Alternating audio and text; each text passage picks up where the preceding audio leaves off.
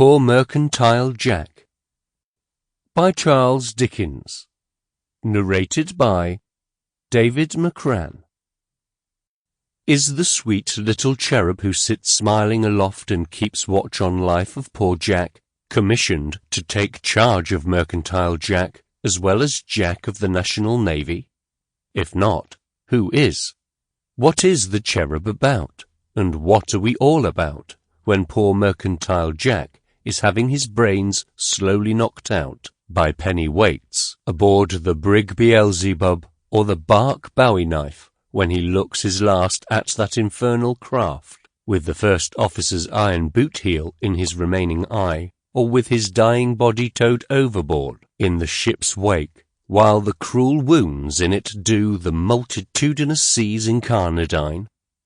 Is it unreasonable to entertain a belief that if, aboard the brig Beelzebub or the bark Bowie knife, the first officer did half the damage to cotton that he does to men, there would presently arise from both sides of the Atlantic so vociferous an invocation of the sweet little cherub who sits calculating aloft, keeping watch on the markets that pay, that such vigilant cherub would, with a winged sword, have that gallant officer's organ of destructiveness out of his head in the space of a flash of lightning?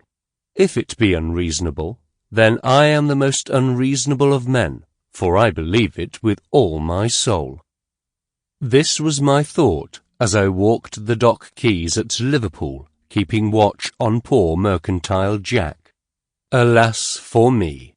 I have long outgrown the state of sweet little cherub, but there I was, and there Mercantile Jack was, and very busy he was, and very cold he was, the snow yet lying in the frozen furrows of the land, and the north-east winds snipping off the tops of the little waves in the Mersey, and rolling them into hailstones to pelt him with.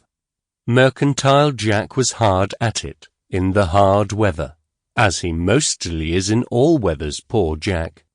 He was girded to ship's masts and funnels of steamers, like a forester to a great oak, scraping and painting.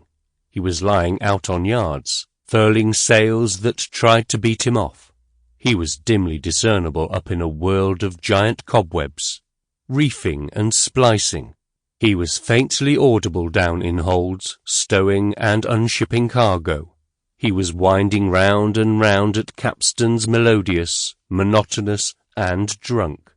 He was of a diabolical aspect, with coaling for the antipodes. He was washing deck. Sample complete. Ready to continue?